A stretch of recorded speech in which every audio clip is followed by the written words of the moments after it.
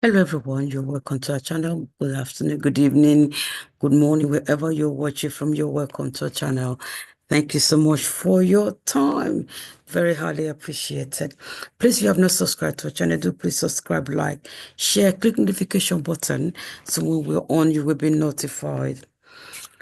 Wow.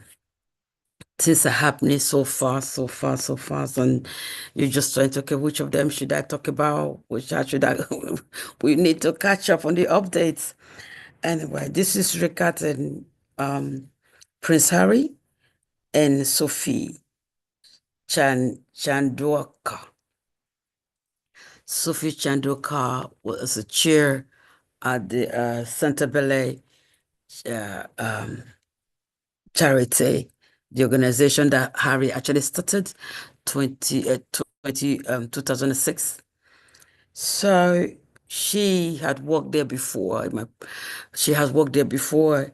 Then she came back again. She's almost 2 years now since she became chair of this charity organization, charitable organization. So for her, she's been working there, but she has some sources says, well, she bullied this video on that some months ago about her complaining about how she kind of bully people, but but that's not even as much as what the allegation she's putting out today. Um, that she has been mistreated, she complained about so many things. But the point is she was actually asked to leave. They wanted her to step down, and she did not want to step down. So she took the case up to the court. She sued them for asking her to step down. And that for me is like, okay, why do I hire you as a chair of the organization? And I'm saying step down, and you're not happy about it. You don't want to step down. It's not your own, you're not the founder. Prince Harry and Prince Cecil of Lesotho founded this organization together. So why don't you just, okay, just the way they brought you in, they're asking you to leave. So now all the trustees have resigned. Prince Harry has left as well, and Princess. So the children that are supposed to be helped, that need the help, are the one really now um, is going to suffer. If she don't leave, perhaps they might come back to Harry and Cole that had left might come back again and take it up. I don't know. But I don't know if that's possible after they have left. But well, they are the one that will suffer. Maybe she want to take it over. She want to make it her own vision, her own organization. She could start how she wants to. But anyway, that's what the problem is. On this particular video I want to share with you, she's actually having an interview with the Sky News. I would like to chip in here and there because I thought about writing after watching the interview. I was thinking, you know what, if I write all this down, all that I've picked up on it, if I have to talk about it before showing the video, then talk about it, conclusion, it will be too much. So we're going to watch it together and we're going to, you know, talk on it. You just leave your comment as well. So let's go and watch it.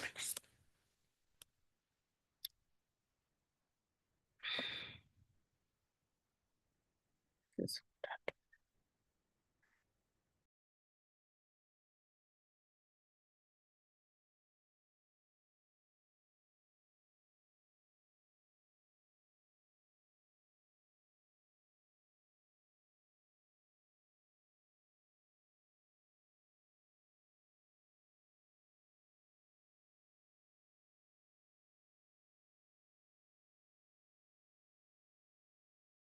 Sophie, and thank you for talking to us. Sophie, you and I have known each other for many years, particularly working on diversity and corporate leadership, but I've never had anything to do with your work with Prince Harry. So let's just start with the origins of Sentebale. What was the point? What was the aim of setting it up? Well, first of all, thank you so much, Trevor, for having us here on behalf of the entire Sentebale organization, 540 strong.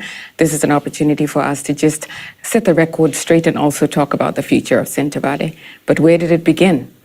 Sentebale started as a very urgent response to the urgent need for those who were impacted by HIV and AIDS in Lesotho to be taken care of. Prince Harry and Princess thought that they were uniquely placed to respond to the needs of orphans and vulnerable children, and this was in 2006. Lesotho is a very small country that's within South Africa itself.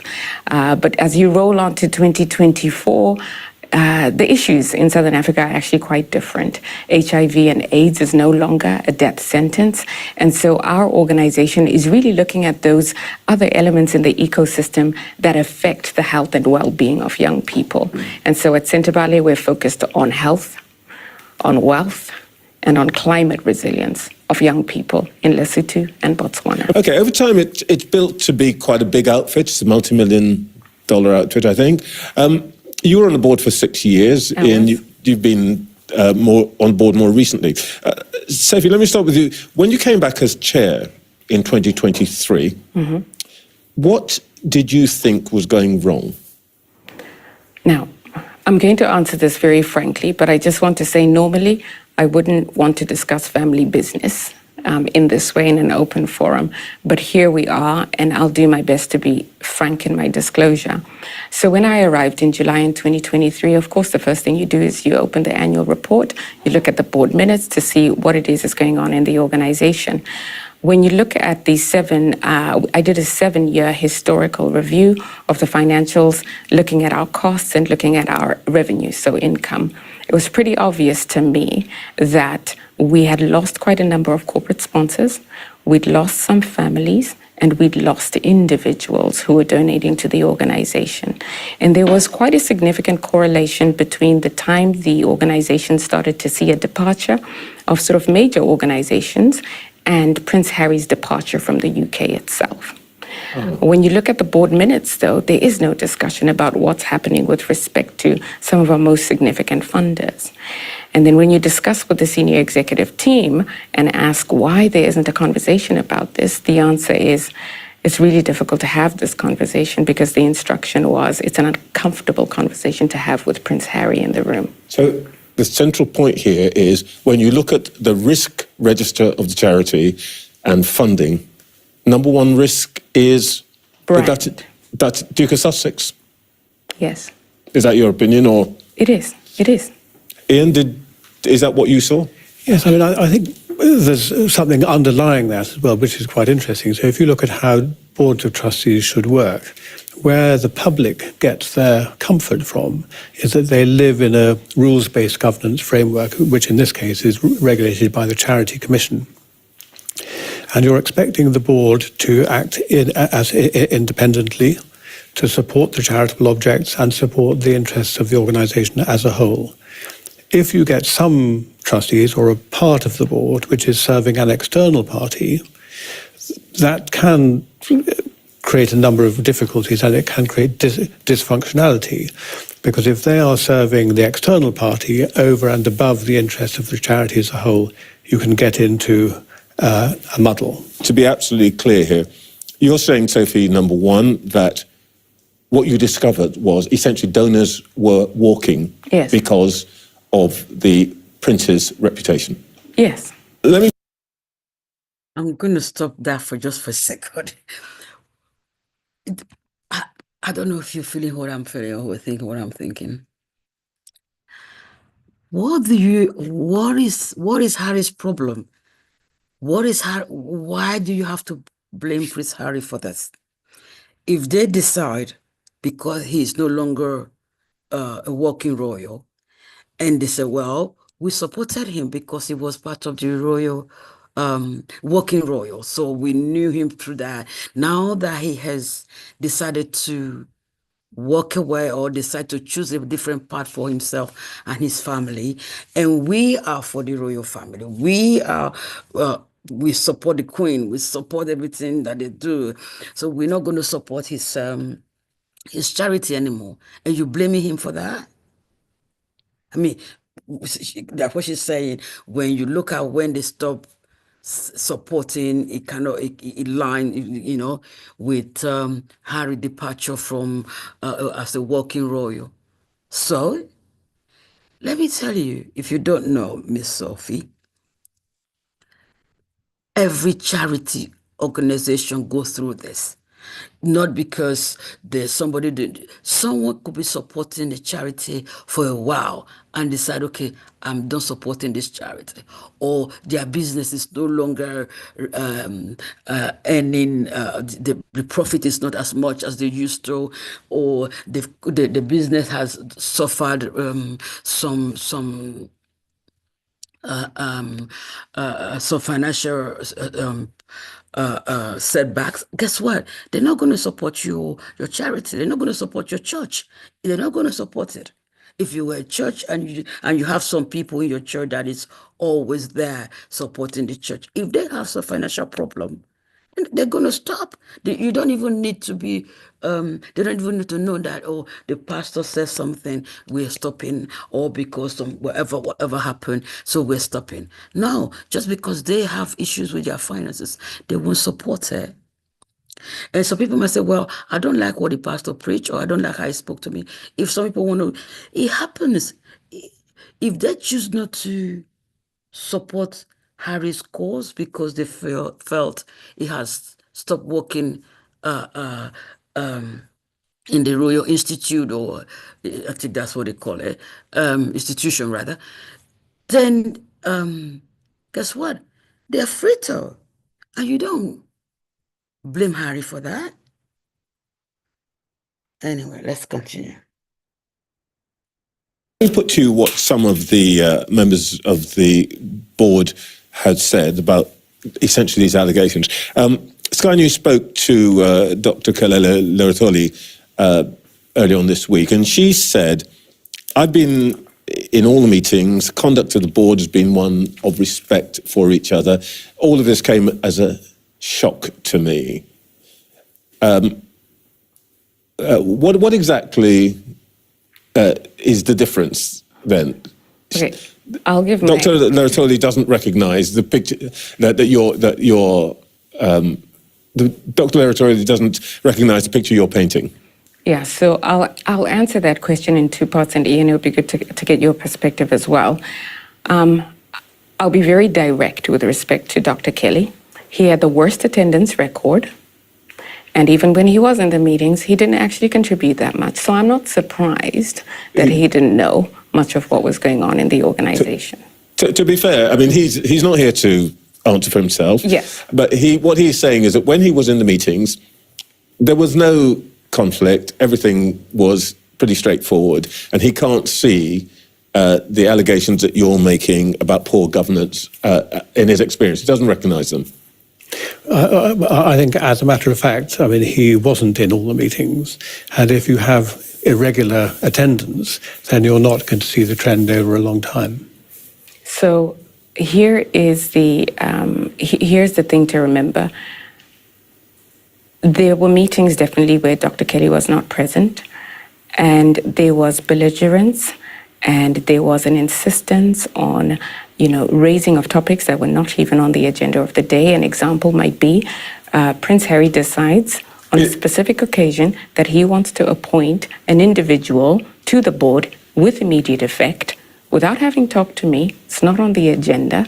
And somehow everybody's just supposed to tolerate that. The he being here, Prince Harry? Yes, Prince. So Prince Harry comes into the meeting and says, I want to appoint somebody as CEO. As a board member, as a trustee with immediate effect. His proxy on the board says, yes, I second that motion. The third proxy on the board says, welcome to the board, Brian. And everybody's shocked and quiet. But this is what happens when the prince is in the room and no one has the courage to speak. Well, speaking of not having the courage to speak. Well, she was in the room, brother. She was in the room. She could have spoken. Why did she say something? If she felt this was wrong. Because I know I've heard that people, when you want to bring somebody to the board, you just second the emotion. Somebody had to say yes. So, two or so in the board and among the board members agree, and that person will be yes. For me, it seems you have to take permission from her. You have to she has to approve it first. I don't know how I feel. Maybe she thinks she's the founder or she's the owner of this organization. Well, let's keep on going. Another trustee, Baroness Chalker of Wallasey, served as a trustee for 20 years, described you as, I'm quoting here, almost dictatorial. Change is hard for some people. Let me just put it that way. I think what we had here was a board that had overstayed by even Charity Commission guidance. Most of the members of the board, when I came back in July of 2023, had been on the board when I left. This is not how a properly run organization should work. You're not supposed to be on a board for past 9 years. Most of these individuals were there for 5, 10, 15, now 19 years. And so what you have is entrenchment. And there's a reason why you have term limits, because people begin to mark their own homework, and turkeys don't vote for Christmas. And so here I come talking about transformation and innovation and fresh ideas. What do you think the response might be? What you seem to be, let's deal with the elephant in the room here. Mm-hmm. Is this characteristic, this way of doing things, do you think something to do with the fact that this was Prince Harry's charity and the people, as you say, there are people on it who were in some way beholden to him? Is that the point you're making here?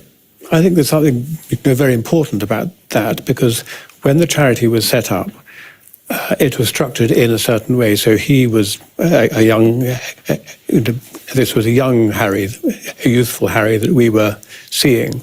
And his work for Centre Bali earned him the respect and admiration of nations, mm-hmm. including this nation and also the people of Lesotho. And that is, yeah, and that is remembered. And so it's understandable that at the beginning he would want to have some trustees around him to create some structure and guide him and all of that. But the interesting thing is that in 20 years, the development world has moved on. That structure will not attract the sort of large institutional funding which is needed to fulfill the ambition of the organization. People will be worried about where is the directing mind? Is it the board of the trust of the charity, or is it the patron? And that, from a governance perspective, is the central issue. Sophie, let's talk about where things, as you saw it, started to go wrong. One of the incidents was the fundraising, the polo tournament, which is one of the ways in which Centre Bali raised a lot of money. What happened? We were so fortunate to have the opportunity to do a polo challenge in Miami last year in April. We had a very generous family that was happy for us to use their polo grounds at a material discount.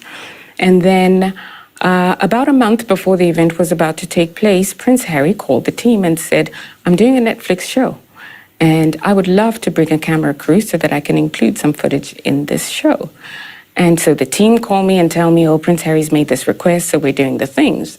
I said, "You can't be doing the things without seeking consent from the property owners, the sponsors, all the guests.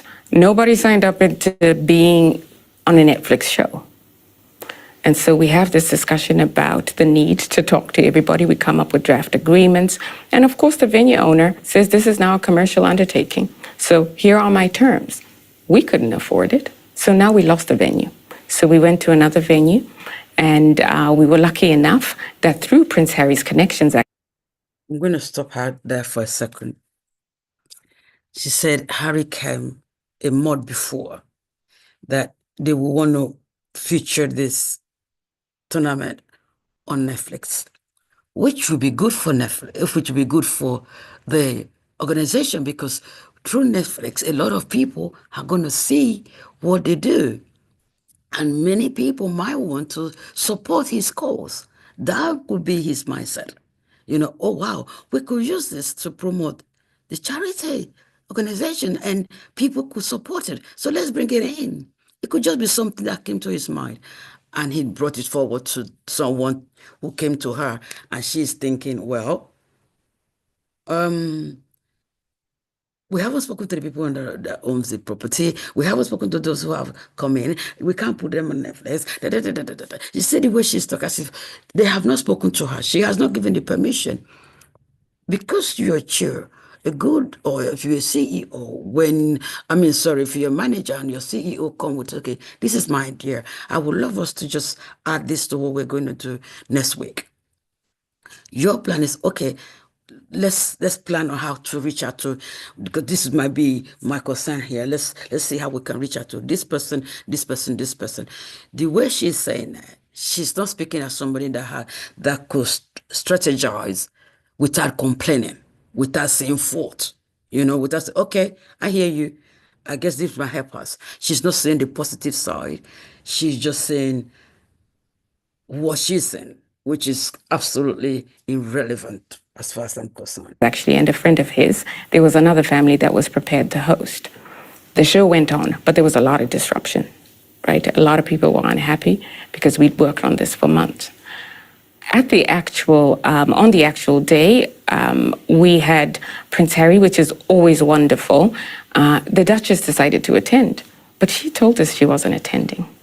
And she brought a friend, a very famous friend. So you can imagine all of the activity that goes with these additional amazing people. We're excited about it. We would have been really excited had we known ahead of time, but we didn't. And so the choreography went badly on stage because we had too many people on stage. The international press captured this, and there was a lot of talk about the Duchess and the choreography on stage and whether she should have been there and her treatment of me. Prince Harry asked me to issue some sort of a statement in support of the Duchess, and I said I wouldn't. Not because I didn't care about the Duchess, but because I knew what would happen if I did so, number one. And number two, because we cannot be an extension of the Sussex. What would have happened if you had simply just said, there's nothing wrong with what's happened, what the Duchess did? Well, the Duchess has told Dr. Sophie Chandauka to make a press release about her, and then she'll get even worse trolling. That's what would have happened. You said that Prince Harry wanted to, I'm quoting here, force the failure of the charity. Why on earth would he want a charity he founded in memory of his mother to fail? I mean, he would have some justification for feeling hurt. 1 second, I'm going to stop it there. They founded a new place. Some family gave them a property to use for the tournament. And she said, because of the change of place, or because everything didn't go well the way it should have gone, they have not set up in that property of the first person that offered, give their property to them to use. They've not set up nothing. It's a month to the time. So nothing could have gone wrong. You find a new place, you set it up. 2 people joining you, the princess, the Duchess, and a friend. Oh my word, it doesn't even make sense to me. If the wife came with a friend and the friend is so popular, does it mean everyone in Miami came out to meet them and the field was filled with people? Of course not. 2 people joining on the stage wouldn't make the choreography go wrong. If you say 10 people, 15 more people, yes. Not 2 people, as fast, if I'm hearing you well, just 2 people. Then she said, he wanted her to make a statement. She didn't want to make this statement because she was the one not happy. So a lot of people were not happy. What were they not happy about? Because the wife came, because the wife changed her mind, decided to come? You have no idea why she didn't want to come before. Was it that she wasn't feeling too well? Was it that she was upset for whatever reason and then she changed her mind? Could it be I don't know. Whatever could have been, her reason for not wanting to come in the beginning.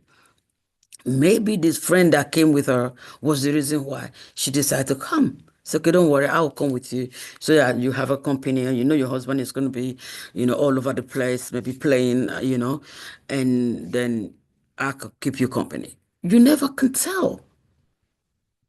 Just make a statement to say, well, everything is fine, she's fine, we're fine. You said, no, I'm not going to do that. Anyway, let's continue. Allegation. To be honest, as a last resort, really what Prince Harry wanted to do was to eject me from the organization. And this went on for months. It went on for months through bullying, harassment. I have documentation. There were board meetings where members of the executive team and external strategic advisors were sending me messages saying, should I interrupt? Should I stop this? Oh my gosh, this is so bad. In fact, our strategic advisor for fundraising then sent me a message saying she wouldn't want to ever attend any more board meetings or bring her colleagues because of the treatment. When that failed, Prince Harry started to brief, and his team, sponsors that I'd been speaking to against me. Okay, I'm going to stop there for a second. Prince Harry wanted the organization to close, to shut down. Something he started ever before you came into the organization, ever before you were made the chair. I mean, you have worked there before. I think it was 2009 to 2015. You have worked there. And then you left and came back. Why do you think he want to close it down? He want to shut it down because he just wants to make it a place. I mean, it's what the mom, he did it for the memory of his mother. When they didn't want you, like you said, they wanted you to leave. Prince Harry didn't want you there. Why don't you just take your bag and move on? If you're no longer celebrated in a place, move on. Oh, wow. And the charity, because that is a sure way of getting me out if it's seen as though I'm not being successful in my fundraising efforts. I obviously have to put this to both of you. Yes. What you're essentially saying is that the Duke of Sussex is guilty of harassment and bullying and improper conduct in the governance of a charity. Well, let me put it to you this way. I'm going to give you a really good example. The only reason I'm here, Trevor, is because at some point on Tuesday, Prince Harry authorized the release of a damaging piece of news to the outside world without informing me, or my country directors, or my executive director. And can you imagine what that attack has done for me, on me, and the 540 individuals in the Centre Valley organizations and their family? That is. I'm going to stop there. She said she wasn't told. Her director wasn't told. How this wasn't told. It's not they're not your director. They are the director of the organization. If anybody would say so, it would be Prince Harry and Princess. You are an employee there. I mean, you're a chair there, period. It's not your director. It's like she's claiming everything. It's hers. Maybe in her mind, she sees this organization as hers. She want to run it the way she thinks she should run it, as her own, and not be a subordinate to those that are above her. My director. Go ahead. Is an example of harassment and bullying at scale. And so if the world didn't want to believe that there's such a thing as bullying, this unleashing of the Sussex machine on me and the 540 employees at Centre Valley who received this and have had to defend it. By the way, when you say the Sussex machine, what are you talking about? The PR machine that supports Prince Harry's efforts The only way we discovered of his decision was through the Sussex machine activating newspapers. You were not told that he and the Prince Isa planned to resign? We were informed that they have the intention to withdraw if I went to the High Court and succeeded. All right, well, look, there have been accusations against you also. Yes. As I said, Baroness Chalker said that you were dictatorial. But on the polo match, which we've talked about, the accusation is that the financial backers were upset by your conduct, and also that you hired expensive consultants without board approval. Well, that's just not true. Ian is witness. Well, look, I mean, another source from who was a trustee apparently told a national newspaper that the trustees were supportive of moving fundraising towards America, but you didn't do that, you, Sophie, and I'm quoting here from the Financial Times. Trustees tried to negotiate this privately, requested she consider her position due to their lack of trust and confidence in her as a leader. Isn't the problem here that it was you was the problem, not the prince? It was me who... You won't want to admit that. You know why? Because that will make her, not look good. She won't look good. She want to look good. She want to be the perfect one. Why should they? People are saying, even in that tournament, you were the problem. But you don't want to see yourself as a problem. They ask you, we want to move this to the United States. You don't want to go along. You want to do it your way. It's not your organization. Was the problem because I put a whistleblower complaint about the bullying, the harassment, and the misogyny, and Prince Harry interfered in the investigation of that.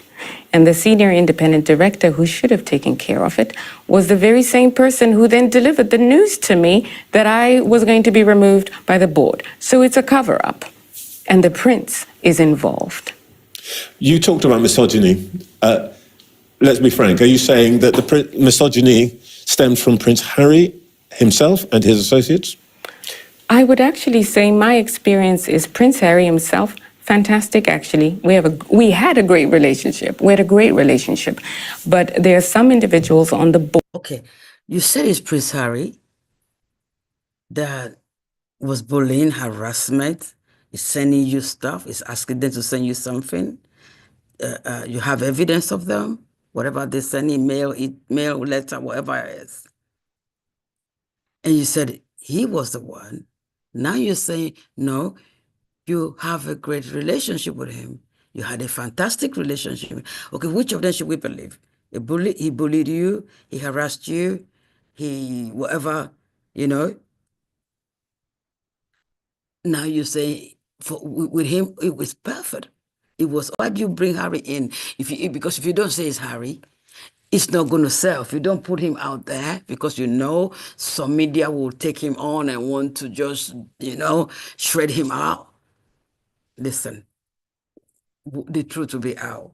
For me, I don't believe everything. Board, who quite frankly did not treat me in the way that they would have treated the prior chair, right? And because? And completely disrupted my meetings because they thought that they could get away with mistreating a woman. And all the women who attended these meetings felt it. If the former chair, was not behaving the way you behave, has no character, the attitude or whatever is not the same, they're not going to treat you the same. They might treat you the way you behave, your character. So you can't compare. Yes, there might be a problem where, because you're a woman, some people might not want to take, some people have problem submitting to a woman leading. That's true. But there might be some of your trustees or trustee rather, that or the board members that might be in that kind of mindset. That's understandable.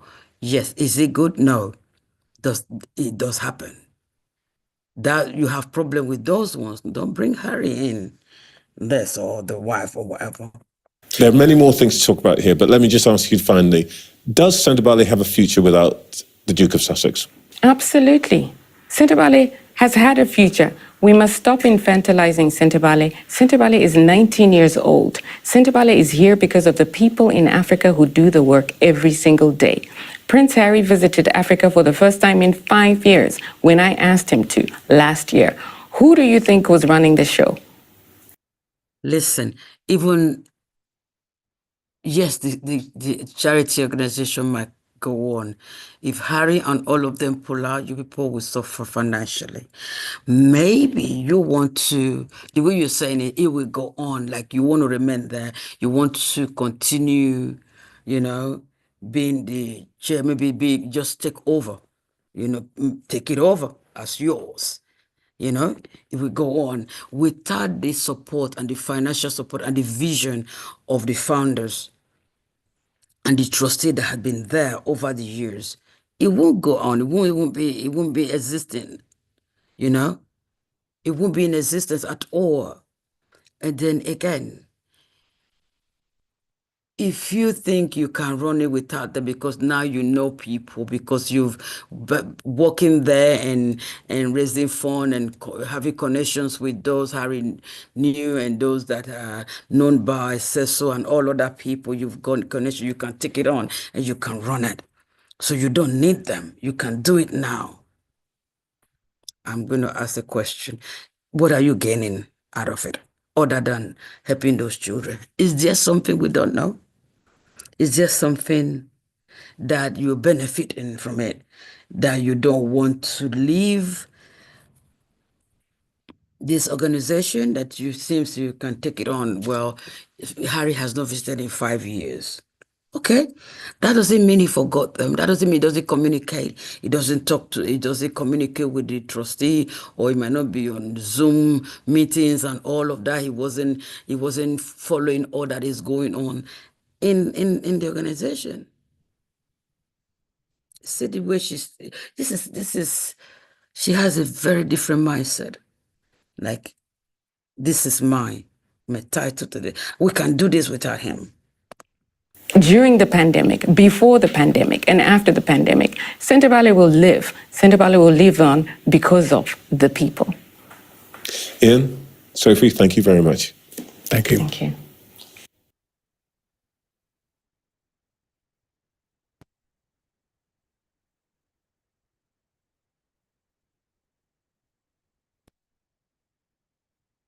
What an interview. What an interview, Trevor. Well done. I know you hit some points, which was so good. Some of the questions you asked was awesome. I liked it.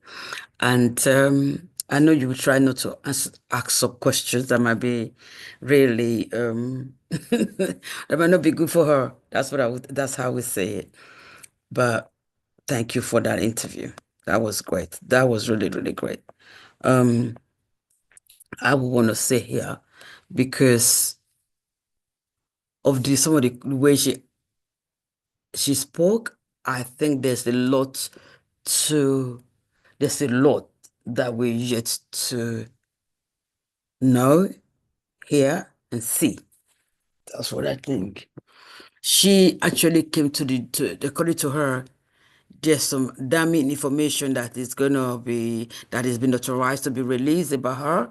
So she has to quickly come to the news outlet to say her own part of it, to say the way she wants to say, so that people can, support her against whatever comes out or whatever. But the truth will be out. Thank you so much for watching. Let me know what you think. I haven't heard from her. And the way she spoke as well. Let me know what you think. Leave us a comment. We're going to update you. I'm going to find the video for the tournament. We're going to talk about it. I'm going to look for follow up on this, because somehow I just feel there's something about her. She's not perfect. Neither is Harry, neither any of the trustees, everybody. None of them are perfect. But we will know the whole truth at the end. Thank you so much for watching, and I'll see you next time. Take care of yourself. God bless you. Bye-bye.